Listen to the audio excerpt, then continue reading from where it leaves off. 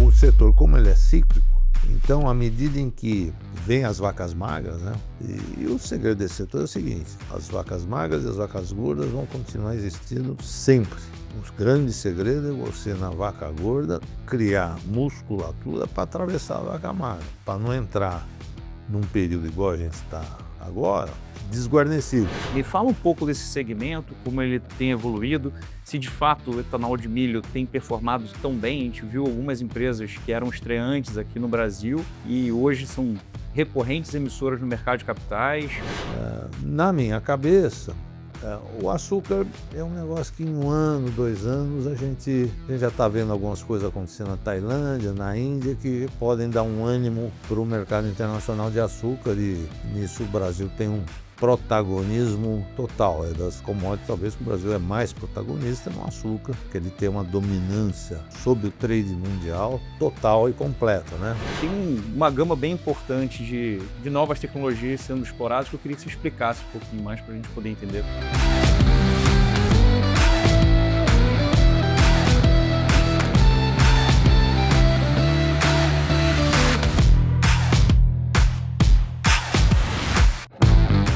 Olá, seja bem-vindo ao Conexões, um podcast que conecta o mercado financeiro e a economia real. Eu sou Arthur Carneiro e vou ter a oportunidade de falar com investidores, gestores, empresários e empreendedores. Aqueles que conectam o mercado financeiro à economia real e fazem o Brasil crescer e a economia girar. Se conecte com a gente e entenda como as conexões aceleram os investimentos. Hoje eu vou ter a oportunidade de escutar toda a história do mercado de açúcar e álcool junto uma das pessoas que começou essa conexão entre o agro e o mercado financeiro. É muita história, muito aprendizado com Alexandre Figueiredo. Alexandre, muito obrigado por estar aqui com a gente, disponibilizar um pouquinho desse tempo para falar da sua história, da história do açúcar e álcool. Eu que agradeço, é sempre uma oportunidade boa aí falar do passado e do presente, né? Muito, muito bom. Obrigado pelo convite. Então, começando sobre a sua história, eu estava conversando agora há pouco, Perfeito. Você se formou quase quando eu nasci, numa das faculdades mais reconhecidas do Brasil, e você entrou em primeiro lugar na Exalc. Apesar de não aparentar, eu formei no ano que ele nasceu. Eu me formei em engenharia agronômica quando a agronomia não tinha tanto charme como tem hoje, né? Mas depois de formado, eu acabei enveredando pelo mercado financeiro, né? Sempre gostei muito de economia, de finanças e tal, e fui fazer um curso que a GV tinha lá de administração para engenheiros, depois fui fazer o curso de IBMEC lá do Paulo Guedes e tal, e adquiri uma formação em finanças e trabalhei 10 anos no falecido Banco Nacional, depois fui para o recém-nascido à época Banco BBA Creditanstalt, fui para lá em 1992 e já em 96 eu fui cuidar da filial do interior do BBA lá em Campinas, e de Campinas a gente atendia todo o interior de São Paulo e todo o interior do Brasil, vamos dizer assim, né? Que as outras filiais do BBA eram mais voltadas para o segmento industrial, para empresas de serviço, comércio, e eu era, digamos, mais o cara que levantava a bandeira do agro lá dentro do BBA. Até às vezes muito criticado, né? Porque começou a surgir toda essa indústria de tecnologia, né? E às vezes eu era criticado pelo meu chefe de ficar dando muita atenção para os setores tradicionais da economia e não olhar essa parte toda que estava surgindo de tecnologia. E acabou que muitas das empresas de tecnologia que surgiram como grandes promessas à época quebraram, né? Ainda bem que eu não fui na conversa do meu chefe. E o agro despontou como um grande segmento aí dentro da economia brasileira pelas vantagens que o Brasil tem aí em relação aos outros países, para produzir grãos, para produzir proteína animal, para produzir açúcar, laranja, café e por aí vai, né? E aí, como eu estava no interior, o Banco BBA não era um banco, digamos, que tinha funding muito competitivo em relação aos bancões e em relação aos bancos estrangeiros. Eu tinha que navegar numa área assim onde as empresas pagavam mais spread, mas o risco era corrível, vamos dizer, era aceitável. E no agro tinha muita empresa assim, não era um segmento aí que os bancos davam muita atenção, talvez à exceção do Bradesco Banco do Brasil. E aí foi que eu criei toda a história aí no setor, principalmente no setor de açúcar e etanol, que na época estava, digamos, amadurecendo no ponto de vista que as empresas estavam se formalizando, as empresas estavam se estruturando, as empresas estavam criando uma governança, as empresas estavam começando a ser auditadas, né? Eu lembro que quando eu fui para o escritório de Campinas no BBA em 96, pouquíssimas empresas tinham balanço auditado, né? Hoje não é uma coisa inconcebível, né? E eu acompanhei todo o crescimento do setor de açúcar e álcool, o crescimento todo do setor de frigoríficos, esse é um setor bem mais nervoso, mais perigoso à época tal. A gente dava um foco muito grande nas indústrias de suco de laranja, que era uma cadeia até que mais bem estruturada que as anteriores. A gente operava muito no segmento de café, e por aí afora, quer dizer, e então foi uma experiência muito legal, porque pegou uma fase muito rica desses setores aí que hoje são muito importantes, são muito grandes, e então é muito gostoso você crescer junto com essas empresas, ajudar elas a crescer, ajudar elas a se estruturar, algumas até indo ao mercado abrir capital tal, e por aí afora, né? E foi que em 2002 houve a compra do BBA pelo Itaú, né? E criando o Banco Itaú BBA, que ficou responsável por cuidar do segmento de atacado do Banco Itaú, né? E foi assim um casamento assim super feliz, né? Que deu super certo. E aí, com o Itaú por trás, com o funding do Itaú, com o balanço do Itaú, com a força da marca Itaú e com o leque de produtos que o Itaú, até o Itaú é um banco absolutamente completo, né? Então aí o crescimento foi exponencial, e então foi muito gostoso fazer parte dessa história, né? Até o Itaú, na época, não era muito bem quisto no setor água, principalmente no setor de açúcar e etanol, porque o setor vivia, como todo segmento de commodities, na sua maioria é volátil, é cíclico, e você tem que tomar muito cuidado, digamos, na época de alta, para não se enganar com algumas empresas que aparentemente parecem boas, mas que numa virada de ciclo elas, é o que a gente chama de a piscina esvaziou, tem lá os peladões, né? De não ficar apostando muito nos peladões. E o pessoal, na época lá, do Itaú anterior ao BBA, não tinha muita experiência com esse tipo de segmento da economia, e às vezes apostava em coisas erradas e perdia dinheiro, e isso criava um ânimo contrário da instituição em relação ao setor. Mas o problema não era o setor, o problema era a forma com que os créditos eram aprovados, né? E aí, com o tempo, foi ganhando confiança.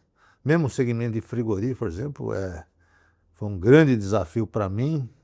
Eu cheguei a ouvir da boca do seu Roberto Setúbal, uma vez aí, eu estou falando um negócio que aconteceu em 2004, né? Ele chegou e falou assim: não quero mais um tostão do Itaú em frigorífico, né? Porque realmente é um segmento muito difícil, né? E eu consegui convencer a ele e as outras pessoas lá que faziam parte do Comitê de Crédito Superior do Itaú de que esse segmento bastava apostar nas empresas certas, porque o Brasil ia adquirir um papel no comércio internacional de proteína animal extremamente elevado pelas condições, digamos, pelas vantagens que o Brasil tinha para produzir carne vermelha em relação aos outros países, né? E não deu outra, né? O chinês aprendeu a comer carne vermelha e virou o que virou, né? Então, uma indústria aí que exporta hoje quase de 8 a 10 bilhões de dólares por ano, né? Que um case de sucesso total, né? E pronto, aí no final de 2015 eu me aposentei, e fiquei muito feliz de deixar lá no banco uma cultura de simpatia pelo agro, né? E uma pessoa que começou comigo bem cedo, assim, né? Já logo depois que ele entrou no banco, fez o curso de trainee e logo foi trabalhar comigo em Campinas. Hoje ele é o diretor de agro do banco, que é o Pedro Fernandes, que continuou e, digamos que multiplicou a história que eu havia feito lá atrás, ele multiplicou por 100 e o Itaú hoje tem uma estrutura espetacular para atender o agro como um todo, com gente da melhor qualificação. Com certeza é o banco mais qualificado hoje para atender o agro. E eu fico muito feliz quando eu ouço relato de clientes elogiando demais o atendimento que o Itaú tem hoje para esse segmento. E hoje, nessa crise toda que o agro está passando, em termos relativos, eu acho que o Itaú tem se saído extremamente bem, porque aparentemente, pelo menos a gente olhando as listas aí das RJs, ele normalmente não aparece numa porção de RJs grandes e quando aparece até numa proporção pequena em relação ao tamanho que tem, que mostra que eles estão fazendo a lição lá de casa de forma adequada, né? Antes de aprofundar no setor de açúcar e etanol, queria pegar esse ponto que você mencionou sobre proteína. Eu, quando comecei no mercado financeiro, investimento em frigorífico era algo bastante complicado também. Fazer crédito para frigorífico era algo que o banco não gostava, a gente tinha muita dificuldade. E hoje eu vejo no mercado de capitais emissão de empresa brasileira de 40 anos. É uma coisa que mudou muito de lá para cá. O que você acha que mudou efetivamente no segmento? O mercado está muito otimista, tem riscos que a gente não enxerga, ou de fato as empresas se estruturaram, ganharam governança, outra dimensão em termos de atuação que permite esse nível de alongamento de prazo? A gente tem que olhar realmente, a mudança foi assim, da água para o vinho, né? Quer dizer, então, se olhar na década de 70 até os anos 80,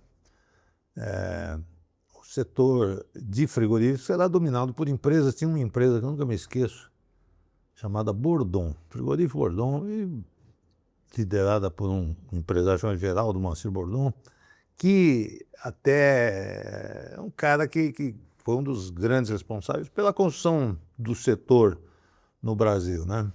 Mas ele disse uma vez para mim que ele ficou rico pedindo concordado, né?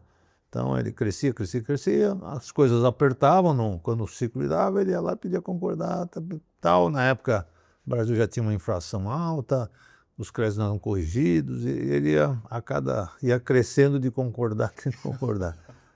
Aí tinha a questão da sonegação fiscal, a questão do abate clandestino, e por aí uma série de coisas. Quer dizer, tinha uma estrutura tributária extremamente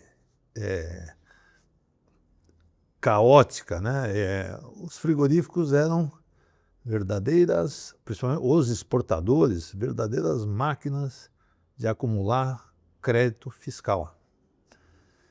Então, quando você olhava um balanço de frigorífico e fazia projeções de crescimento para o futuro, a taxa de acumulação de créditos fiscais, fora contas a receber, e a exportação ela tem um ciclo de caixa muito longo, tal. Então as margens são baixas, né? Portanto, você não tem uma geração de caixa assim absurda, né? Quer dizer, a margem de frigorífico na última linha é lá 5%, né? Um ano excepcional 7%, e às vezes até negativa, dependendo do ano, né? A indústria americana, nesse exato momento hoje, perde uma grana preta a cada animal que ela mata, né? Mas assim, se olhando nas projeções, a necessidade de capital de giro de um frigorífico que crescia a taxas altas, um frigorífico exportador, só poderia ser atendida com dívida. Então você viu uma explosão no endividamento do da empresa ao longo do tempo. Aí qualquer um que olhasse assim falava, isso não vai dar certo, né? E foi a coisa que o Roberto Setúbal concluiu, não vai dar certo, essa conta não fecha. E aí eu expliquei para ele que o setor ia mudar a forma de captar recursos, porque na época ainda o setor era todo financiado com a CC de 180 dias, né? Então era uma loucura, era uma pedalada assim, no mais alto estilo, né? E foi aí que o setor ou começou a haver uma consolidação, né, nas empresas melhores, mais bem estruturadas, né? Foi aí que o JBS começou a se consolidar como um grande líder do setor, com uma visão empresarial muito grande aí dos seus sócios. Aí surgiu esse Marfrig aí, de um senhorzinho lá que era dono de açougue lá em Mojimirim, mas mostrou muito talento para esse negócio, e o próprio Minerva, de uma família que já atuava no segmento há muito tempo, primeiro como transportadora de boi, como fazendeiros que eram de boi, depois pegaram uma massa falida de um frigorífico lá em Barretos e esses três aí meio que fizeram a consolidação desse setor e criaram gigantes, né? E que hoje são os grandes responsáveis pelo Brasil ter o papel de protagonismo e liderança que tem no mundo das carnes e com isso puxar uma pecuária como um todo, né? Eu lembro que antigamente existia uma rixa de pecuarista com frigorífico, né? Uma guerra, assim, uma briga, um xingando o outro e tal. Hoje você não ouve mais falar essa briga, então parece que a cadeia como um todo entendeu que tem que se unir para justamente conquistar o grande mercado de grande potencial, que paga bem, que é o mercado externo, que hoje absorve 30% da produção brasileira. Mas se for ver na sequência, os frigoríficos saíram do ACC e já passaram a captar em pré-pagamento, com prazo de 2, 3 anos, aí 5 anos. Aí passaram a emitir bonds, né? Então foram para o mercado de eurobonds e começaram aí com prazos de 10 anos, bullet e tal.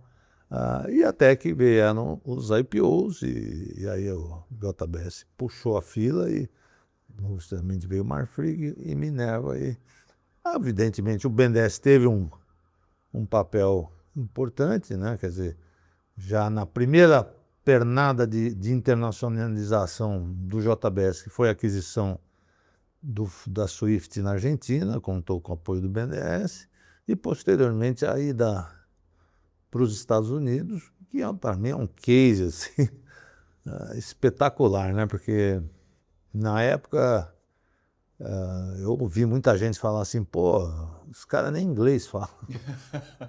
E a gente já tinha visto ícones empresariais brasileiros, industriais tipo Votorantim, Gerdau, apanharem muito na ida aos Estados Unidos, e empresas que eram muito mais bem estruturadas, né? Então, pô, esses povo, esses goianos caipira, que nem inglês falam. E eu fiquei muito feliz e orgulhoso. Uma vez convidado pelo JBS, fui visitá-lo, algumas plantas dele nos Estados Unidos, e conversando com o pessoal lá, os americanos, né? Eles contando do que tinha sido a trajetória, a passagem do Wesley pelos Estados Unidos e a admiração grande que eles têm pelo Wesley, que é realmente um executivo assim, da melhor qualidade, e que realmente foi para os Estados Unidos e sacudiu a forma. É verdade a história que ele foi lá e secou verdade. um boi na frente de todo mundo para mostrar que ele entendia do negócio? Primeiro é o seguinte, não era. Quer dizer, nunca na história da indústria frigorífica americana, o cara da família proprietária, tinha descido numa planta frigorífica, coisa que aqui no Brasil é muito normal, né? E aí ele foi lá, tinha acabado de chegar nos Estados Unidos, foi visitar a planta lá, acho que é a planta de Greeley, que é uma planta enorme, bate 4 mil cabeças por dia. E foi visitar a planta lá, e aí estava lá na desossa e viu lá uma funcionária lá desperdiçando, não descarnar, desperdiçando, né? Porque não estava fazendo o trabalho direito. Ele pediu licença, pegou a faca da mão da funcionária e mostrou para ela como é que fazia. Bom, o pessoal já estava de olho arregalado, o dono tá lá naquele lugar, né? E depois de ele saber fazer aquilo lá melhor do que o funcionário, foi eu não sei se teve salva de palmas, não, mas foi uma atitude muito, e é muito verdade. Mas fora isso, assim, a forma, a gestão, o estilo de gestão, realmente a mão na massa, aquela coisa de realmente ir lá atrás dos custos, das despesas e tal. E na época, quando o JBS entrou nos Estados Unidos, a indústria lá passava por uma crise monstruosa, né? Muito parecida com a que está passando hoje, né? Com margens EBITDA negativo, né? E até o irmão do Wesley, o Joel, fala assim, pô, tem que entrar agora que está barato, né? Porque isso aí vira, né? E foi pagado de graça. E é aquela coisa, né? O EBITDA histórico da indústria frigorífica dos Estados Unidos era 5%, né? E naquela época, quando o JBS entrou lá, acho que estava menos 4,5%, assim, a média das 5 grandes empresas. E depois chegou a ter anos aí de 9%. E agora está perdendo uma grana fenomenal, porque a indústria americana de proteína vermelha está passando por uma crise que não é uma crise conjuntural, é uma crise estrutural profunda e que, se Deus quiser, vai criar muitas oportunidades para o Brasil. O mercado tão globalizado, como os Estados Unidos têm dificuldade e o Brasil, por exemplo, não enfrenta a mesma? Qual é a Então, diferença? o maior problema dos Estados Unidos hoje é a questão do primeiro elo da cadeia lá, que é a produção, o setor de cria, né? Que é onde se produzem os bezerros, que depois de desmamados vão para os confinamentos e de lá para os frigoríficos. Então, nesse elo da cadeia, que é o primeiro, que é o de cria, o pessoal está abandonando a atividade. E é um elo que é dominado por pequenos criadores. O cara tem 100 vacas, 200 vacas, 300 vacas. Os filhos desses caras não querem mais saber desse negócio, sabe? E após essa última crise, que o bezerro caiu muito de preço, o pessoal foi abandonando. E você vê agora, não obstante o preço dos bezerros nos Estados Unidos terem subido fortemente, isso não está estimulando o pessoal a reter matrizes. As matrizes continuam sendo abatidas em grande volume e então o rebanho americano está caindo fortemente, a produção de carne americana está se reduzindo fortemente e parece que é uma coisa que veio meio para ficar. A pecuária americana vai diminuir de tamanho. E até pouco tempo atrás, os Estados Unidos era o maior produtor de carne, não obstante ter um rebanho bem menor que o brasileiro, mas ele tinha uma taxa de desfrute muito mais elevada por conta de ter um ciclo do animal entre nascimento e abate muito mais curto que aqui o brasileiro, apesar que aqui no Brasil a gente, graças a Deus, está encurtando bastante esse ciclo também. Aqui no Brasil, nós estamos passando uma mudança de situação, porque no passado a cria sempre foi o primo pobre da pecuária, né? O pior segmento, o mais mal remunerado, tanto que a cria era praticada predominantemente em áreas de fronteira agrícola, de abertura, tal, né? Terras baratas, né? Então, tanto que hoje onde você tem mais atividade de cria no Brasil é no norte do país, né? E hoje você tem toda a restrição ambiental com relação à abertura de novas áreas, né? Então isso já restringiu bastante a atividade de cria. E você tem assim uma mudança uma volatilidade grande na relação de troca na pecuária, que dá um indicativo bom do quão remunerador está a atividade de cria, né? Então a atividade de cria é péssima quando você vende um boi gordo e consegue comprar mais de 3 bezerros, 3 desmamas. A relação chega em alguns momentos a 1,5, 1,6, que mostra uma valorização da atividade de cria. Então, o Brasil não está passando esse momento que os Estados Unidos está passando. Mas tem algumas mudanças acontecendo aí, principalmente, digamos, na distribuição da fatia de lucro da cadeia de valor para a atividade de cria, de alguma forma, ser um pouco mais bem remunerada, além do que existem ganhos de produtividade muito grandes que estão sendo conquistados pela atividade de cria, e com isso a cria remunerar razoavelmente bem, porque o fato é que o Brasil não tem, para esse segmento, não tem outro país no mundo que tenha as condições que o Brasil tem para ser um grande supridor de proteína animal no mundo, né? A Argentina não tem a condição de exportação do Brasil, o Paraguai é um país bem menor, né? O Uruguai nem se fala, a Austrália passa o tempo todo aí por problemas, mas não dá para comparar. Ele tem a vantagem de ter acordos comerciais muito bons, principalmente com países lá da Ásia, tipo Japão, Coreia, mas não tem a capacidade que o Brasil tem de produção, né? Porque não tem condições de disponibilidade de ambientes de produção tão favoráveis como o Brasil tem aqui.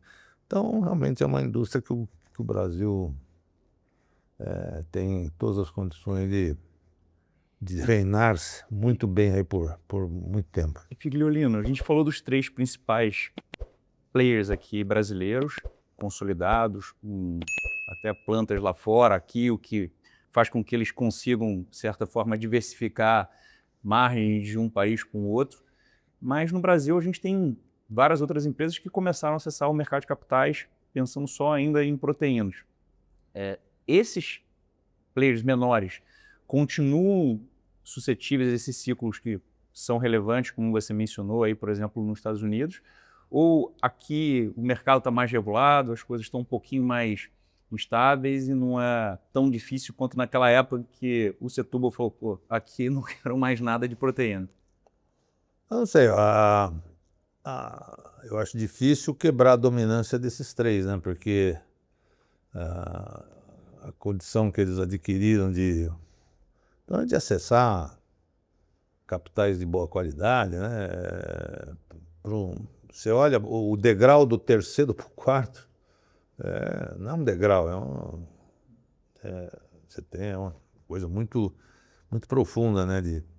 Uma distância muito grande, né? Mas frigoríficos menores, tal, né? Vão encontrar aí seus nichos.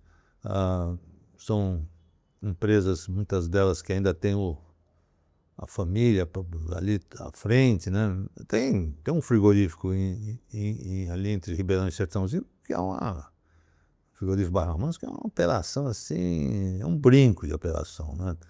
Então, pessoal muito bom de gestão, muito atento, vem aqui em cima, e toca aquela operação muito bem tocada, cuida muito bem da originação, cuida muito bem da parte comercial, cuida muito bem da operação do frigorífico. Então, eles não têm dívida. É uma coisa importante nesse país, né, pela taxa de juros real que se pratica. Então vai muito bem, obrigado, e tão feliz da vida. Lá tem outros frigoríficos numa situação parecida, mas, assim, você imaginar alguém desse segmento de baixo aí ascendendo ao segmento que realmente dominou, é muito difícil. Vão ter os nichos, né? Tem muita marca hoje muito boa, né? Tem os caras pretas da vida e por aí vai, né? Então, o cara tem que encontrar o nicho dele de negócio, o nicho dele de mercado, mas realmente distanciou muito esse top 3 aí do restante. Para açúcar e etanol, a gente também tem ciclos muito importantes. Eu lembro, por exemplo, em 2010, o Cents Libra estava por volta de 30, 2015 já estava por volta de 10, e isso foi para 20 e pouco, e depois volta para perto de 10. Agora, recentemente, a gente foi para quase 30 de novo, e estamos em 14. Queria que você contasse, dentro da sua experiência, como é que foram esses ciclos dentro do açúcar e álcool, qual o principal motivo desses ciclos serem tão relevantes. A gente escuta muito sobre as mudanças na Índia impactando aqui, a gente tem outros países da Ásia também que cresceram bastante no segmento, para que a gente tivesse uma leitura de como é o histórico e o que faz com que esses ciclos sejam tão relevantes dentro do açúcar e álcool. Então, até emendando com o que a gente acabou conversando aí para o setor de proteína vermelha, vou ousar dizer que no setor de açúcar e etanol nós estamos vendo uma coisa inversa acontecendo, né? Porque uma coisa que é muito marcante no setor de açúcar e etanol é a verticalização da atividade. Então, as usinas, em média, são responsáveis pela produção de 60% da cana que moem, e menos de 40% é produzido por fornecedores, por terceiros. Então, é um nível de verticalização muito grande, né? E isso traz uma complexidade operacional muito grande. E então a gente tem visto aí que muitos gigantes, né, têm tido uma dificuldade muito grande de conseguir conduzir sua atividade de forma satisfatória, né? Caso mais assim Midiático. evidente, midiático, é o da Raiz, né? E eu acho que o pessoal da Raiz fala assim, né? Realmente inviável tocar um bicho desse tamanho, né? 30 unidades, sabe? O que aconteceu com a Raizen? Não, é a questão de uma operação gigante agrícola, né? Porque o desafio está na agrícola, né? A atividade agrícola de cana, porque na agrícola a cana é 70% do custo do produto final. Então, se você não vai bem na agrícola, você não vai bem no todo. E para você ir bem na agrícola, realmente você tem que ter, vamos dizer, você teria que ter mais ou menos um cara com perfil de dono em cada usina dessas aí. Às vezes é difícil arrumar imagina arrumar 30. Isso é um problema. Aí, então houve assim, uma visão de que a escala de Aba 4 e tal era a solução para todos os problemas e ia levar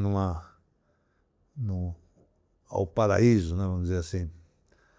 Aí tem outras coisas que são complicadas, que são decisões, como ela tomou de entrar de cabeça na questão do etanol 2G, talvez calcada num contrato de exportação com preços muito remuneradores e tal, mas num negócio cuja tecnologia não estava assim ainda absolutamente dominada e que tem custos muito mais elevados que o etanol de primeira geração portanto, para ser viável, tem que contar com um prêmio absurdamente elevado, né? E outras experiências foram feitas em outras tecnologia, não investimentos aí do Porto do 2G, mas o biometano, que para mim é uma coisa que tem muito futuro, mas o time ainda não chegou ainda, né? Aí outras experiências aí que aí entrou em comercialização de energia, entrar em ser uma trading extremamente relevante, muitos problemas, pois como trading eles foram mexer até com o destino, né? E destino de açúcar é um negócio complicadíssimo, porque o açúcar, eu sempre comparava assim, diferente do café. Café você exporta para a Alemanha, você exporta para os Estados Unidos, você exporta para o Japão, são países top, né? Açúcar é o que tem de pior no mundo dos clientes, sabe? É África, é Ásia, países super complicados, o Oriente Médio menos mal, mas é complicado lidar com esse povo, assim, né? E exige, apesar que tem que reconhecer que a Raízen prestou um serviço muito bom aí, em vários anos aí, abrindo muito mercado para o etanol brasileiro, até se aproveitando aí da presença global que a Shell tem no mundo, né? Então, assim, houve assim uma coisa, eu falo assim, não tenho medo de falar, talvez tenha sido precipitado na hora que foi constituída a Raízen, porque a Cosan já foi um processo de formação mais lento, de crescimento mais bem estruturado, com pessoas muito boas lá dentro, né, que já com muita experiência e que já estavam acompanhando o Rubens há muitos anos, tal. E quando houve a fusão com a Shell, eu acho que houve uma certa precipitação de se abrir mão de muita gente experiente, antiga, de setor vamos dizer, sem nada contra os seus conterrâneos lá, da Shell, lá, mas é uma questão de que o pessoal vem do Rio, novo. A operação parece óbvia, assim, mas não é. É cheia das manhinhas, né? Não tem nada de sofisticado, mas tem os pulos do gato lá, né? E houve uma sucessão muito rápida de sai o pessoal antigo, entra a molecada nova, tal, e acaba que a coisa dá uma desarranjada, quando o ideal realmente teria sido esse pessoal mais velho ter, de alguma forma, transmitido a experiência para essa molecada que chega com uma formação excepcional, com pós-graduação, com Java 4, com doutorado, com mestrado, com muito preparo técnico, né? Mas que combinado com a experiência dos velhos daria um puta negócio legal, né? Mas foi uma transição um pouco rápida ali, e aí a coisa começou a desandar para valer, né? E aí a operação ruim, foram feitos investimentos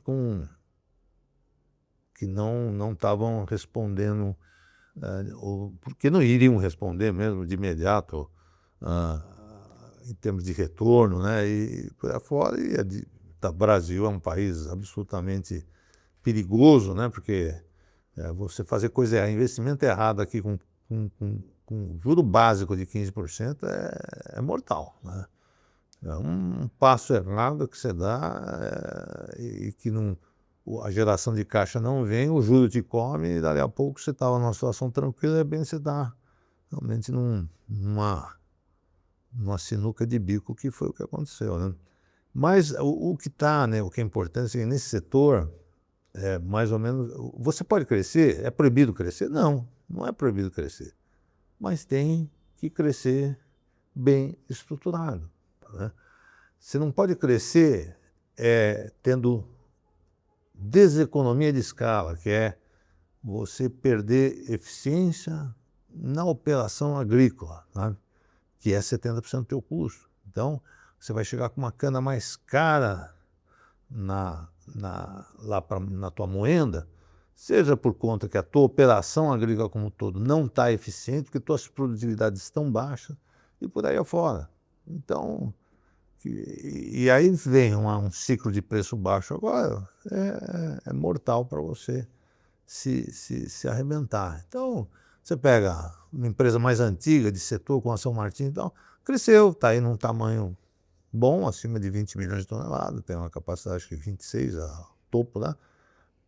Boas unidades, operação bem estruturada, é uma empresa que cuida muito bem da formação de gente lá dentro, né? Que tem um programa de treininho muito bem estruturado. Hoje, grande parte, acho, dos gerentes, já alguns diretores são formados já dentro de casa, né? Então, é uma empresa que dá conta do recado. Eu acho que satisfaz bastante a expectativa dos seus investidores. A BP Bung, vamos ver como é que anda, mas a gente já vê números não muito legais na parte agrícola. Tereos, a mesma coisa. A Áticos foi um problema já admitido, porque realmente tocar negócio grande nesse setor. E aí, você olhando aonde estão as empresas que aparentemente estão trazendo um retorno melhor, são essas empresas aí na faixa de, eu diria, entre 5 e 15 milhões de toneladas, e algumas acima disso, tal. Mas todas as empresas que vão bem, você pode ver que a agricultura vai bem, né? Porque a indústria, ganhar escala na indústria não é tão complicada, né? E até desejável, né? Porque na indústria, grande parte do custo é fixo. Então, fica mais evidente o ganho de escala, né? Na agricultura, grande parte do custo é variável. E aí, os ganhos de escala não são tão evidentes. Então, se você vai muito bem na agricultura quando você cresce, você ganha, você chega com uma cana mais barata lá para moer. Mas se você não vai, o prejuízo é muito rápido, assim, né? Porque o setor, como ele é cíclico, então, à medida em que vem as vacas magras, né? E o segredo desse setor é o seguinte: as vacas magras e as vacas gordas vão continuar existindo sempre.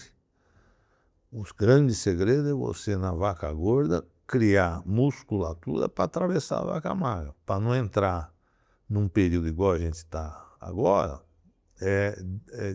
desguarnecido, que é com uma operação ainda desarrumada, com endividamento já elevado, porque dentro da crise você muito provavelmente vai crescer sua alavancagem, seu EBITDA vai diminuir, você vai queimar caixa, né? Se você continuar mantendo as coisas que vocês devem fazer, tem que renovar canavial, não vai deixar de renovar canavial, tem que tratar a cana, tem que repor os equipamentos que estão envelhecidos, tal, dando muita oficina, não. Então, para manter o nível da tua operação, você tem que gastar. Então, se você tem uma geração operacional antes de investimento muito baixa, aí você tem que repor o investimento, o de reposição. Não estou falando para crescer, para nada, estou falando só para manter a operação num bom padrão. E aí já vira negativo. Aí vem ainda uma despesa financeira alta, porque o juro está alto. Aí você virou um queimador de caixa da melhor qualidade. Então, a crise dura um ano? Um ano fácil, né? Puta, a crise dura 2 anos, já é um pouco mais difícil, né? É nem atravessar um rio nadando, né? Um rio de 20 metros, tranquilo. 40 metros, opa. 100 metros, né? Então, e a gente não sabe, né? Porque a gente entra numa crise e a gente nunca sabe quando ela vai acabar, né? E essa agora é uma crise que está assim mais... digamos, tem um fator novo nela, que não existiam nas outras, que é a entrada de um grande concorrente do etanol de cana, que é o etanol de milho, que veio com força total e com uma vantagem competitiva em relação ao etanol de cana enorme, né? Graças a Deus, existe uma restrição forte de biomassa, já que a maior parte das indústrias são indústrias full, né? Não estão atreladas à usina de cana, então elas precisam ter fornecimento de biomassa relativamente perto em quantidade suficiente para tocar o negócio. Então hoje a grande restrição ao crescimento dessa indústria é biomassa. Não é nem capital, não obstante a gente está passando um momento de restrição monetária, nós estamos passando. Então, o fato de ter o etanol de milho hoje realmente faz a gente achar que essa crise pode ser um pouquinho mais dolorida do que foram as outras, porque na minha cabeça o açúcar é um negócio que em 1 ano, 2 anos a gente já está vendo algumas coisas acontecendo na Tailândia, na Índia, que podem dar um ânimo para o mercado internacional de açúcar, e nisso o Brasil tem um protagonismo total. É das commodities, talvez que o Brasil é mais protagonista no açúcar, que ele tem uma dominância sobre o trade mundial total e completa, né? Então, do açúcar, a gente está vendo a luzinha no fim do túnel e tal, mas no caso do etanol, o buraco é maior, né? Porque, caramba, o ritmo de crescimento do etanol de milho está forte, a demanda tem lá, vai lá, cresce 2% ao ano, né? Então, realmente, daí pode vir um problema sério, porque ainda grande parte do ATR produzido vai, pela cana, vai para a produção de etanol. Porque, assim, com o tempo, o que a gente pode imaginar que vai acontecer é a indústria ficar cada vez mais açucareira e menos alcooleira, a indústria de cana-de-açúcar.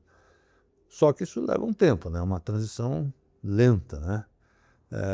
E aí que no meio do caminho aí nós vamos ter aí um saculejo grande aí para fazer essa travessia. Essa travessia não é uma coisa, obrigatoriamente não vai ser uma coisa suave, tende a ser uma coisa um pouquinho mais complicada.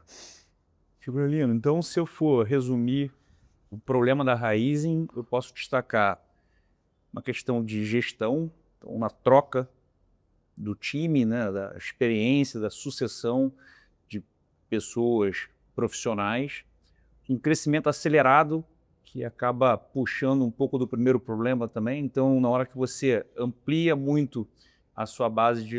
Ela já nasceu grande, né? E depois acho que não houve grandes investimentos em greenfield, porque ela já nasceu grande. Mas aí teve aquela pernada da Biosev, que foi uma pernada bastante importante, né? A parte toda de investimentos, então muito investimento em novas tecnologias, em áreas que ainda não estão 100% consolidadas e, por final, um endividamento grande que resulta disso tudo. Bacana.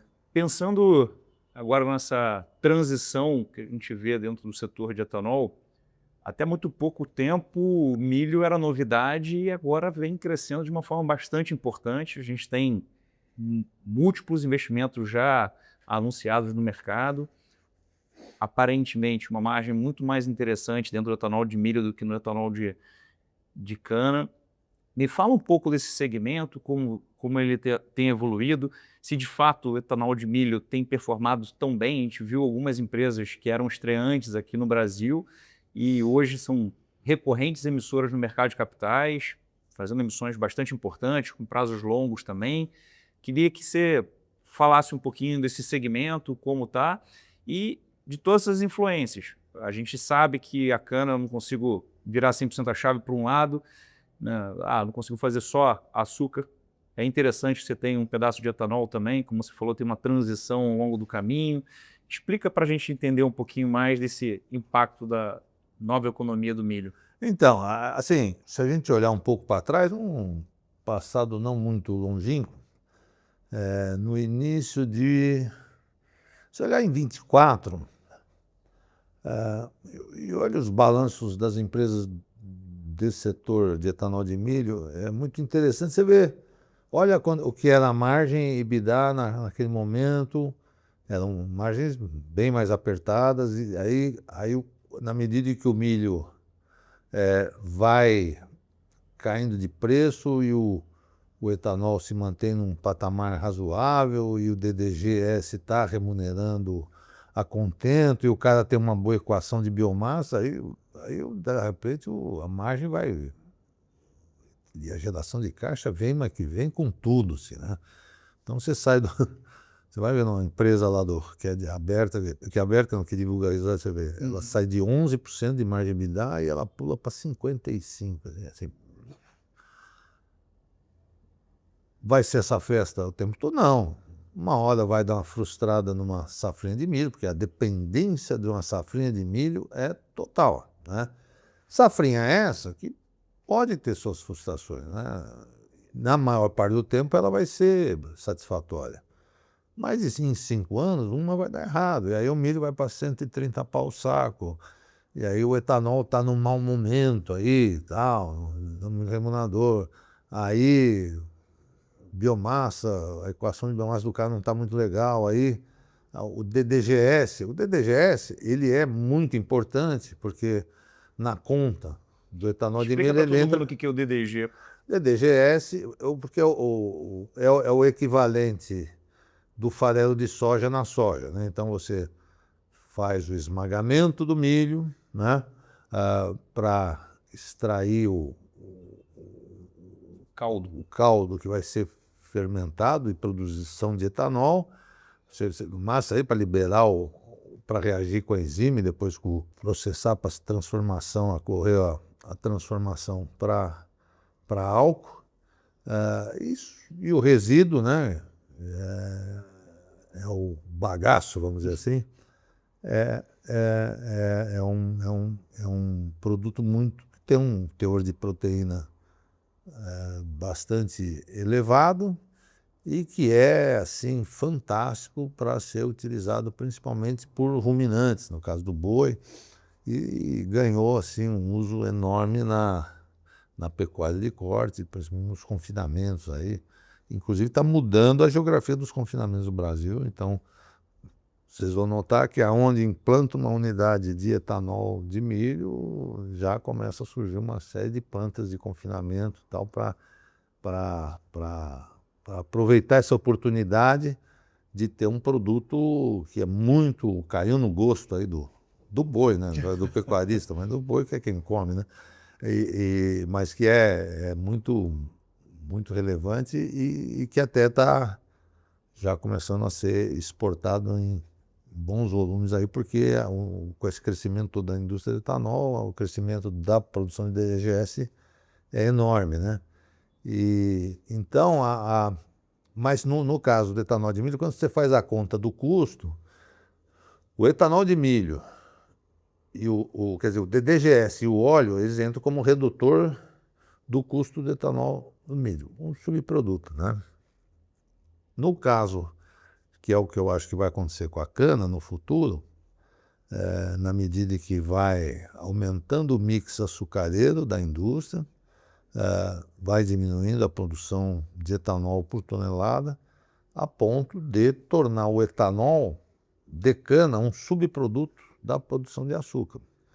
E aí, como subproduto, e se o açúcar ele é suficientemente valorizado para remunerar a cana como um todo, e o etanol entra como um redutor de custo, tem um papel para o açúcar, o mesmo papel que o DDGS e o óleo têm para o etanol de milho. E, então a briga aí fica mais interessante, mais parelha entre os dois. Agora, a gente não pode esquecer também que você também tem a nossa gasolina, né?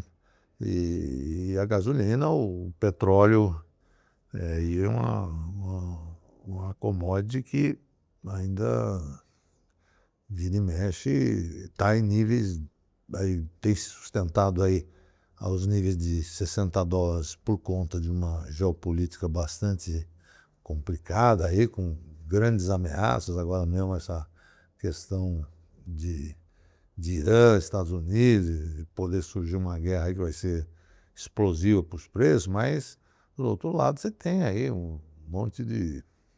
Quer dizer, a tendência natural dos preços do petróleo é de queda, né? E isso leva a uma gasolina muito competitiva e, com isso, a situação dos biocombustíveis fica um pouquinho mais complicada, né?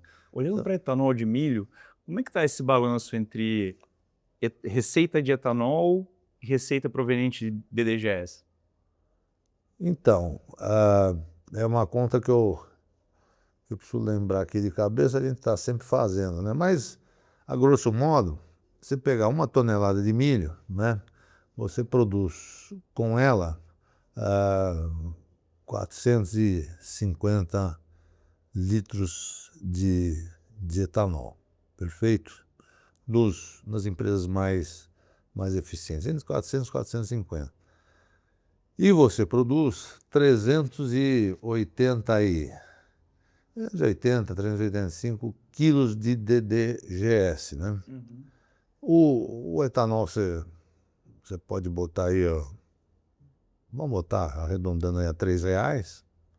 Então você tem, de 1 tonelada de milho, você está gerando R$ 1.600, R$ 1.700 de etanol, né, 1 tonelada de milho, e do DDGS, o DDGS é 1.200, então você pega 1.200 vezes 380, você tem aí sei lá, mais R$ 450. Então você tem o etanol de milho, a tonelada de etanol de milho, os dois principais geradores de receita, aí por volta de R$ 2.200, R$ 1.300 por tonelada. Esse é, a grosso modo, a, a conta, né? Mas justamente quando você está fazendo a estrutura de custo do etanol de milho, essa receita do DDGS. Agora, o DDGS, ele já foi, eu lembro há 1 ano e meio, 2 anos atrás, ele valia 1.800, 1.900 a tonelada. Hoje já está 1.200, quer dizer, se ele ajudou mais, hoje ele continua ajudando, mas não ajuda tanto, né? Existe uma competição muito grande do DDGS com o farelo de soja, né? Porque, por outro lado, as safras brasileiras de soja não param de crescer. Esse ano a gente deve estar colhendo aí 180 milhões de toneladas de soja contra 172 da anterior. E você tem uma indústria de biocombustível crescendo, então a produção de biodiesel. Você produz muito biodiesel, é mais farelo sendo ofertado no mercado, né? E por aí vai. Então existe uma competição grande disputando o mercado de proteína animal entre farelo e DDGS. Sorte que o Brasil cresce muito em proteína animal, né? Cresce muito. Olha a importância que o Brasil adquiriu em frango. Nós somos, de longe, o maior exportador mundial, né? Quantidade e qualidade, né? Então, a indústria que cresceu demais, é uma grande consumidora de milho, de farelo de soja, de DDGS menos, né? Pouca, mais no frango, no ovo zero. E você tem ainda a indústria de suínos, que era a menorzinha delas, mas que está crescendo a taxas bastante elevadas, porque tem encontrado novos mercados lá no exterior. O Brasil tem conseguido abrir grandes mercados lá fora e você olha a exportação de suínos, de carne suína tem crescido bastante, graças a Deus. Essa vantagem que a gente vê no etanol de milho versus o de cana-de-açúcar vem principalmente do DDGS, ou, como você colocou, vem do fato da indústria estar focada na indústria e não estar verticalizada como na cana-de-açúcar? Isso ajuda, né? Mas assim, o fator-chave é a relação de preço de etanol com preço de milho. Esse é o principal fator. O DDGS entra ajudando bastante. E biomassa é um negócio que há 2, 3 anos atrás, o metro cúbico de cavaco de eucalipto custava R$ 90. Hoje ele está, nas regiões aí, R$ 450. Então, ele está pesando muito nos custos, né? Então, é essa coisa, né? Quer dizer, você vai ter anos aí que o etanol de milho não vai estar com essa bola toda. Por isso que, quando surgiram alguns projetos no início do etanol de milho no Brasil que vieram ser implantados com uma alavancagem de quase 100%, eu fui muito crítico. Eu falei, pô, a margem desse negócio é muito sensível ao preço do milho. É o que eu estava falando lá. Há 2 anos atrás, a relação de milho, preço do milho e preço do etanol não era tão favorável, então você tinha ali 11% de margem EBITDA. Aí, de repente, pula para 55%, mas daqui a pouco pula para 20%. É muito mais volátil até que a própria margem da cana, né? Está numa janela de ciclo do milho que está muito favorável, mas que isso pode se inverter e, de repente, até o açúcar e álcool... Não, o etanol mas vai de ser, na maior parte do tempo, eu digo maior. assim, em 90% do tempo, o etanol de milho vai ser mais competitivo que o etanol de cana. Com certeza, o fato de ser uma indústria que é a grande vantagem da indústria de etanol de milho americana, né? Ah, tá ruim? Ah, o milho está muito caro, o etanol está muito barato? Passa a chave, vai para a praia e volta quando não estiver bom de novo. Porque já o cara da cana não tem essa prerrogativa, né? A cana é dele. Hã? A cana é dele, ele precisa A processar. cana é dele. A cana ele tem 2 alternativas. Vou moer na moenda ou chupar. E chupar 50 mil hectares de cana não é uma coisa assim Saudável. factível. Então é mais complicado. É uma coisa que frustra muito os ideias, realmente nessas fases de crise muito agudas. Ela estava doido para fechar o negócio, de ficar lá, manda todo mundo para casa. Mas não dá, você tem que ser refém do negócio, porque você tem que moer aquela cana e não dá para parar e pronto, né? Mas, vamos ver, né? Agora, eu acho que eu seria desonesto aqui se eu estivesse dando importância zero às coisas que podem acontecer no futuro em relação a inovações tecnológicas na cana que podem realmente baixar significativamente os custos de produção de cana e, consequentemente, de etanol e açúcar no Brasil, e tem muita coisa para ser feita, muita coisa, desde coisas mais corriqueiras, de cortar custo, despesa, eficiência operacional, aí tem variedades, papapi, e tem a cana-semente, que é uma eterna promessa, que revolucionaria essa indústria e tal, mas que ainda está diante de alguns desafios aí finais aí, né? Então tem coisa para melhorar na parte de cana, e é até bom que o etanol de milho provoque mais a cana, né, para ela correr atrás e ficar mais competitiva em relação ao milho. Mas Fala um pouquinho dessas novas tecnologias, por favor. A gente tem a segunda geração, como você mencionou, o biometano. Tem um Ike mencionando aí um novo tipo de cana que eu não sei se é viável ou não. O próprio Meto, em determinada oportunidade, numa palestra, disse que ele não via essa possibilidade como algo relevante. Tem uma gama bem importante de novas tecnologias sendo exploradas que eu queria que você explicasse um pouquinho mais para a gente poder entender. Coisas que vão vir aí, né? Que estão. O biometano, né? Você tem já uma lei de combustível do futuro que já cria alguns mandatos, né, de mistura do biometano ao gás, né? Ao gás natural, gás GLP, não? Então é um negócio que mais uma coisa que vai agregar valor na cana, né? Uma coisa que eu acho que vai ser muito importante, principalmente, hoje você vê que grande parte da indústria de etanol de milho também está alicerçada num outro pilar, que é o do incentivo fiscal. Ela está localizada em estados onde foram concedidos incentivos fiscais. Com a reforma tributária, isso deve nivelar, né? Então, é uma coisa que vai ajudar um pouco. E outra coisa, com a reforma tributária, talvez fique mais viável você implantar a indústria de etanol de milho no estado de São Paulo, né?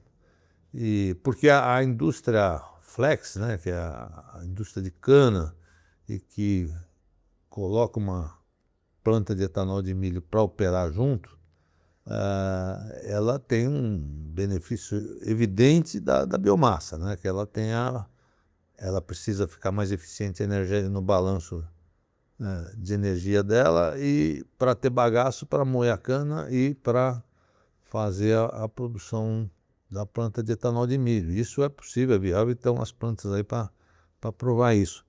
Então isso é imbatível, né?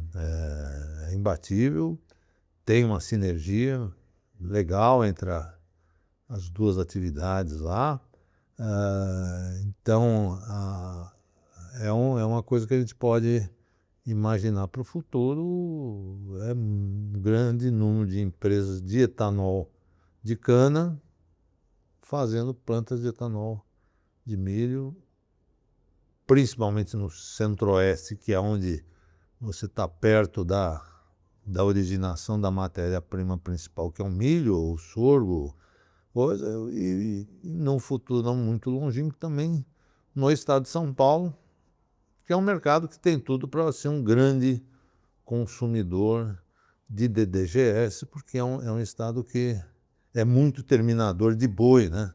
É muitas plantas frigoríficas, muitas plantas de confinamento aqui e tal, que seriam utilizadores de todo esse DDGS que as plantas de etanol de milho produziriam aqui no estado de São Paulo. Então, são coisas... Agora, o que não dá para tirar divisão, não obstante ela estar um pouco longínqua ainda, é a questão do etanol servir como base para a produção de combustível de aviação e combustível marítimo. Então, é desses dois lugares que realmente se espera que tenha um crescimento de demanda muito grande, né? E com isso, aí a gente muda o jogo, né? De um negócio que hoje você está preocupadíssimo, assim, fala, puta, o que será do etanol de cana? E você abre um mercado de tal forma aí que vai ter espaço para etanol de milho, para etanol de cana, e outros etanóis de cereais, como já tem plantas lá no sul e tal, e é isso. Essas mudanças regulatórias em outros países, a gente vê, por exemplo, a Índia começando a ter um blend de álcool junto à gasolina e todo um olhar muito positivo para o etanol. Isso também não mexe um pouco na demanda Não, global? mexeu. Até eu já fui mais otimista, né? Porque eu falei, puta, esse negócio do etanol, da mistura de etanol na gasolina, puta, ia mexer muito com o mercado mundial de açúcar, porque o mercado mundial de açúcar, o ciclo, se você for olhar, o que normalmente mergulhou o mundo do açúcar numa depressão foi o crescimento de produção na Índia, né? Crescimentos violentos, assim. E com o advento de você desviar uma parte da produção de sacarose para etanol, você criava uma dinâmica diferente, né? E eu falei, puta, isso aí mudou a lógica dos ciclos da indústria de etanol no mundo, né? Mas acontece que, como aqui, lá também eles passaram a produzir etanol de cereais, né? Então pega uma hora que o arroz está muito deprimido de preço, como está agora, os grãos, de uma forma geral, muito deprimidos, os grãos que são fermentáveis e que levam à produção de etanol. E o que aconteceu lá é que a participação do etanol oriundo da sacarose da cana em relação ao resto, aos outros cereais, ele foi diminuindo, né? E hoje acho que está mais ou menos abaixo de 50%. Acho que agora Sassá vai ser 40% do etanol produzido vai vir de sacarose de cana, o resto vai vir de cereais. Então, vamos dizer que deu um pouquinho de ducha de água fria nessa coisa que parecia ser a salvação. Mas eu lembro lá, a gente ficava pensando assim, pô, por que a Índia, tendo tanto problema que ela tem com superprodução de açúcar, como ela tem de vez em quando, e mercado muito importante na Índia, porque são 60 e tantos milhões de produtores de cana e tal, porque já não tinha mergulhado no programa de etanol antes, e foi difícil da coisa andar lá, porque a indústria de petróleo lá é muito importante, refinaria, porque a Índia importa 100% do combustível ou do petróleo que consome, né? Mas tem lá pessoal da refinaria, distribuição, é muito forte, e boicotou o etanol até onde pôde, mas uma hora não deu mais, porque a evidência de que era bom para a Índia produzir etanol de cana, ou etanol de uma forma geral, acabou prevalecendo, né? Tem os outros países, né? A indústria do etanol ela tende a evoluir em muitos outros países da Ásia e tal, e com isso, vamos dizer, o etanol tende a se transformar até numa commodity tradável como é o açúcar, como são outros grãos e tal, e isso tende a criar uma dinâmica muito importante aí no mercado de uma maneira geral. Você mencionou de uma mudança geográfica. Então, São Paulo, eventualmente, tendo um pouco mais de produção de milho, usando já a infraestrutura das usinas de açúcar, de cana. E lá no Centro-Oeste, eventualmente, a gente passando a produzir também esse blend, parte proveniente da cana, parte proveniente do milho.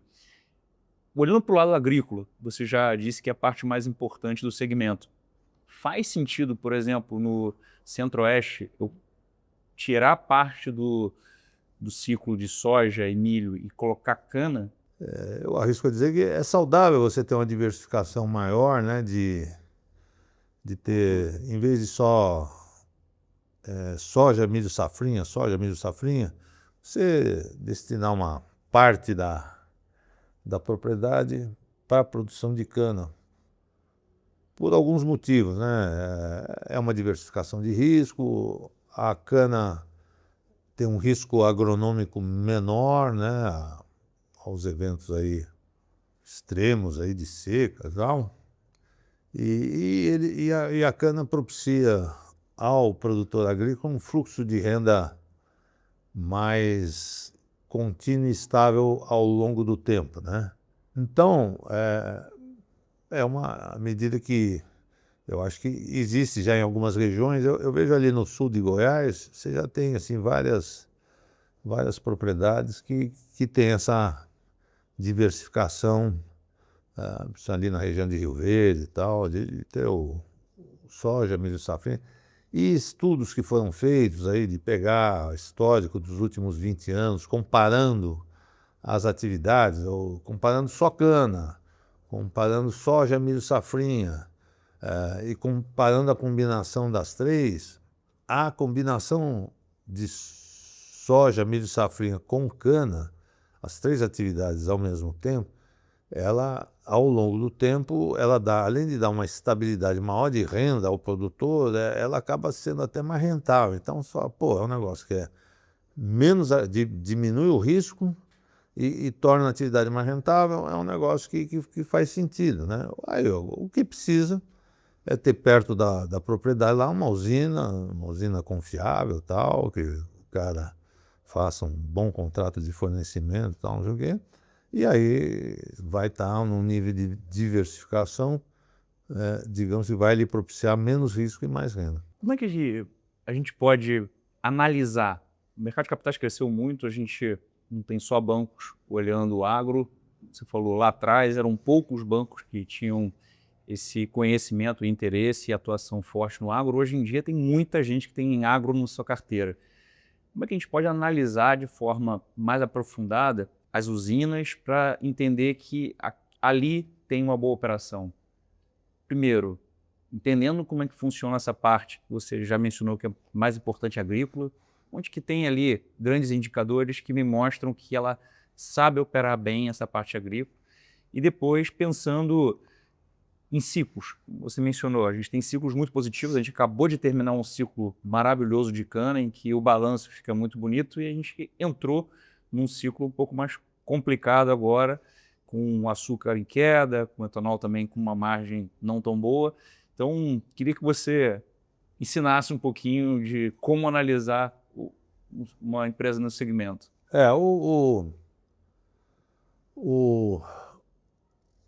Assim,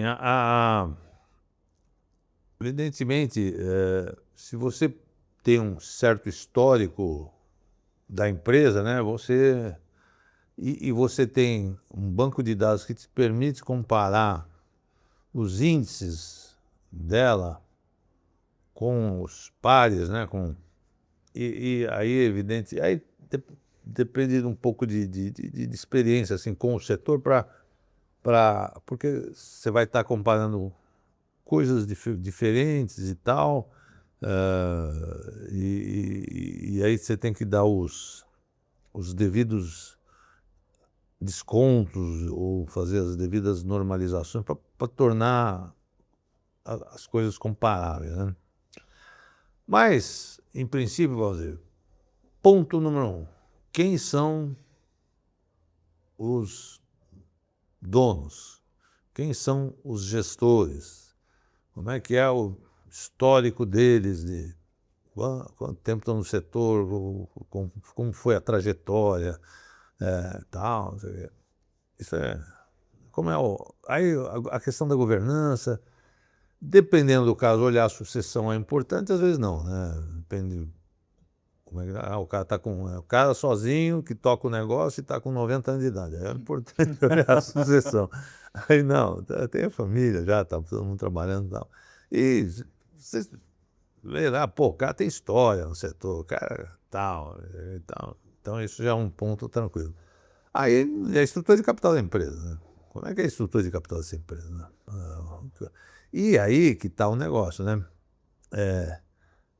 Realmente esse setor não tolera alavancagens acima de determinado ponto, e isso é mais verdade ainda num país chamado Brasil, que fica praticando juro real no tamanho que está praticando por um tempo tão longo, né? Então, é muito sensível o negócio de alavancagem. Eu acho assim, em outros setores você olha muito EBITDA, no setor você não pode olhar EBITDA, você tem que olhar EBIT. Porque você olha só o EBITDA, aí dependendo da quantidade de cana própria que o cara tem, a necessidade de reinvestimento daquele EBITDA é muito grande, né? Então, um EBITDA que parece 50%, aí você vai ver, mas tem que pagar, tem que reinvestir tanto, porque 100% da cana é própria, tal. Tem que tira o trato cultural, tira a renovação de cana, aí depois tira a despesa financeira, que você tem que olhar muito fluxo, geração de caixa líquido, né? Geração de caixa líquido, depois de investimento, depois de coisa, e ver. Tudo bem, numa época que nem esse ano agora, 26, 27, as empresas normalmente vão estar com um fluxo de caixa livre muito próximo a zero, em alguns casos até negativo, mas é um negativo que dá para levar, não vai explodir a alavancagem da empresa, ok. Não, puta, tá gerando um fluxo de caixa de muito, aí já é um outro problema. Por isso que eu digo sempre a questão de controlar a alavancagem, porque você não pode entrar numa crise já com a alavancagem muito elevada, porque aí você não sabe quanto tempo vai durar a crise e talvez essa crise vai fazer você crescer a alavancagem só na operação normal do negócio e pode ficar complicado. Então, por isso você tem que ter índices assim que então mais ou menos a gente foi desenvolvendo com o tempo. Por exemplo, no EBIT, mais que 2 vezes é complicado, EBIT. No EBITDA, mais que 1,5 é complicado, né? Então, aí você fala, bom, então, quando está tudo bem, no ciclo de alta, manter o EBITDA em 1, né? O EBIT em 1,5, né? Porque para ele chegar a bater 2 e 1,5, o EBITDA em 1,5 e 2, e nunca passado. Então, é mais ou menos, isso é muito importante, né? Aí a questão da estrutura de capital, aí a estrutura de capital com nível de alavancagem legal. Aí a forma como que o cara se financia, né? Hoje as usinas entraram em agosto, do mercado de capitais, né? Porque já estão fazendo emissão de CRA há vários anos, não tem tido problema nenhum de crédito e tal. Eu, quando comecei a trabalhar com a XP lá em 2017, o primeiro mercado que a gente mexeu para emissão de CRA foi de usina, porque a maior parte das empresas já estavam estruturadas, tinham balanços auditados, tal, números, e as empresas razoavelmente bem arrumadas, e largamos o pau, e isso mudou muito o perfil de dívida do setor, né? Então, hoje você faz emissão de CRA, como você falou, o JBS foi 40 anos, mas se eu não me engano a São Martin emitiu papel de 15 anos bullet, 15 anos bullet, é quase que inimaginável, né? Mais 10 anos tem acontecido, 7, 8 anos, mais comum ainda, 5, 6 anos, demais da conta. Grande. Hã? A FSBio também fez 6 anos do Bullet, eu acho. Quem? A FSBio. Isso aí, 6 anos. Então, ou seja, tem fontes de financiamento mais saudáveis do que... Então, isso permite que a empresa tenha um duration de dívida mais longo, fique com uma liquidez maior. Você pode ver que hoje, entrando nessa crise, se olhar a estrutura de ativo e passivo da empresa, você vai ver que o cara tem lá no caixa, às vezes, 1 ano, 2 anos de vencimento. Então, ele pode ficar 2 anos sem atender telefone de gerente de banco, não vai acontecer nada, ele vai pagar todos os compromissos e tal. Então, é uma situação muito diferente, né? Além do setor estar pouco alavancado, está mais bem estruturado e passivo. Então, teoricamente, é para passar essa crise aqui com o pé nas costas. Agora, pode acontecer um ou outro de estar com uma alavancagem maior. O setor não fez grandes investimentos, mesmo tendo passado um ciclo de bons preços. O setor investiu em aumentar a capacidade de fazer açúcar, uma expansãozinha aqui e ali, marginal. Não teve, assim, grandes rompantes de investimentos assim que tivessem mexido significativamente com o nível de alavancagem das empresas. Então, o setor está entrando bem robusto nessa crise.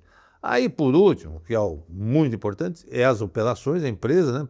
E aí, se você puder comparar com o setor, é muito bom, né? Com outras empresas, olhar os balanços. Hoje você tem uma série grande de empresas que publicam balanços, porque ou são de capital aberto, que não são muitas, mas que tem emissão de papel público, são muitas. E mesmo fechada, tem várias empresas que não obstante não terem emissão pública, fazem por questão de cultura. Não, quero ser transparente com o mercado e pronto. E pegar e fazer as comparações e tal, e aí procurar entender, porque uma está indo melhor que a outra, tal, B, e por aí fica relativamente fácil. Você pega uma sequência de bons resultados de uma empresa, mesmo em anos ruins, é porque ela tem um diferencial, né? A gente está num ano ruim, é um ano de crise. A gente tem a principal empresa do segmento sofrendo bastante, e todo dia na mídia, que é a Raízen. Sua leitura é positiva. Você acha que, no geral, as empresas estão bem preparadas para esse momento, e o caso da Raízen é mais pontual, e como a gente conversou lá no início, baixando a água aqui, não tem tanta gente pelada. Não, com certeza, porque o setor está muito maduro, né? O setor está já mais consolidado. Eu acho que a crise no açúcar tende a ser mais curta.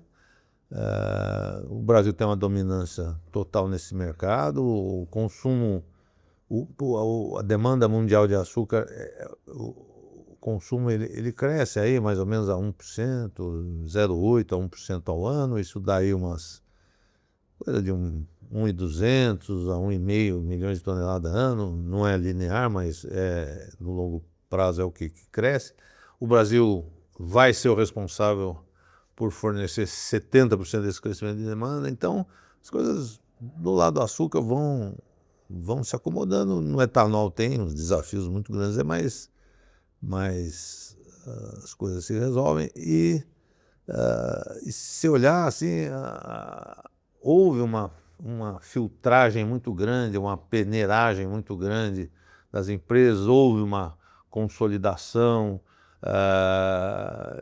E você vê hoje algumas operações de aquisição que têm acontecido no setor são de grupos assim tradicionais, né, do setor, de famílias tradicionais do setor, comprando a operação de gigantes, de grandes empresas, comprando de multinacionais e tal. Você teve vários casos agora públicos, né, cara? É o Toniello comprando a usina da TDU, né? É o da Raízen, vários grupos locais aqui comprando operações da Raízen, né? Então, está mais ou menos indicando a nova cara, o novo desenho que o setor está tomando, né? Então, eu tô assim, otimista.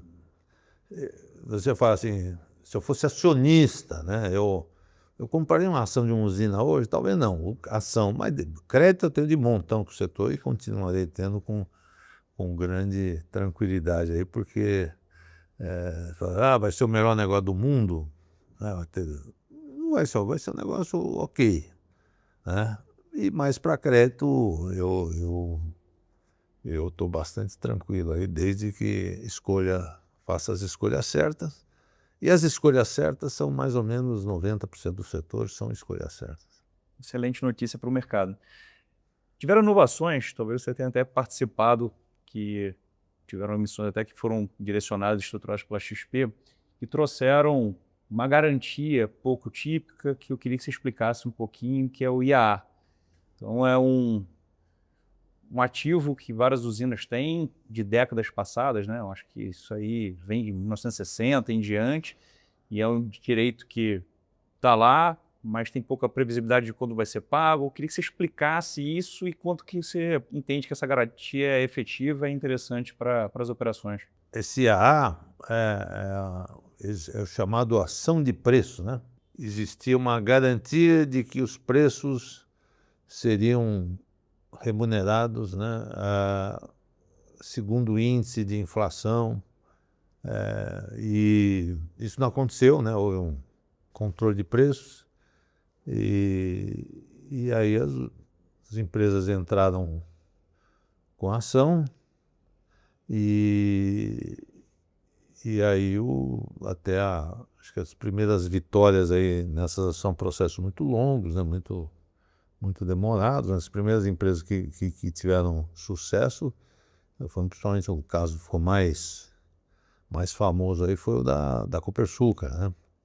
E ganhou ação, tal, foi uma ação de bilionária, né? E tem a porrada de outras ações de individuais aí, de vários grupos, tal, que estão em andamento. Houve outros grupos que também já foram lugar, já gerou precatório, já gerou fluxo de pagamento e tal. Se os processos estão bem conduzidos, já em fase adiantada, tal, como tem vários aí no setor, a chance de sucesso é muito grande, tanto que esses papéis têm mercado, um mercado secundário aí bastante ativo, né? E quanto mais perto ele está da fase de receber, efetivamente transformar o processo em dinheiro, menor o deságio, né? Então, eu acho que é uma boa garantia, mas evidentemente tem que se olhar no caso a caso, porque tem processos que foram muito mal conduzidos pelas usinas, seja por culpa das usinas, por culpa dos advogados, mas tem processos muito bem conduzidos e que estão muito bem em estágio bastante avançado de decisão final, né? E praticamente dinheiro, né? Então, é entender em que fase do processo a coisa está e quão bem ele foi alicerçado, o processo foi montado e encaminhado na justiça, né? Alexandre, eu podia passar o dia inteiro aqui conversando com você. É muito interessante aprender, escutar as histórias do setor, ir mais a fundo. Tinha vários outros setores do agro que a gente podia conversar aqui, mas vamos guardar para uma próxima. Não vai faltar oportunidade.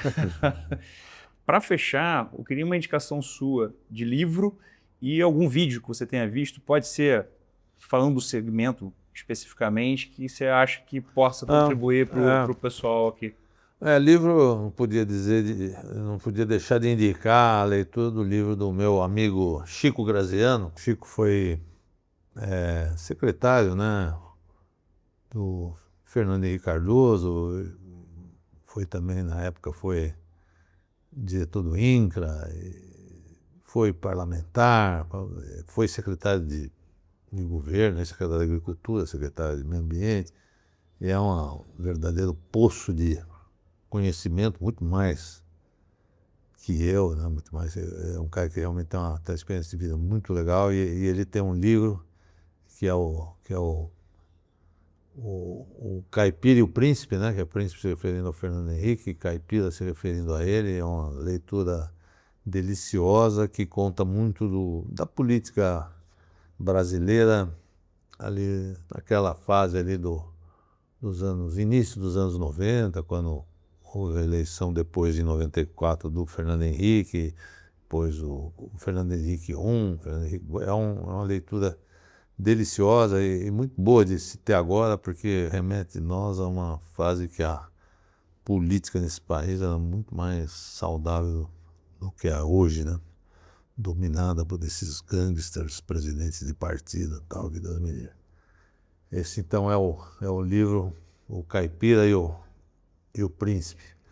E eu outro dia vi um vídeo que eu me deliciei. A Quineia faz uns podcasts muito interessantes, mas um em particular eu fiquei apaixonado. Eu conheço ele, gosto muito dele e tal, mas a forma como ele se desenvolveu no podcast foi sensacional, inclusive falando coisas muito atuais e verdadeiras sobre tudo que está acontecendo no Brasil.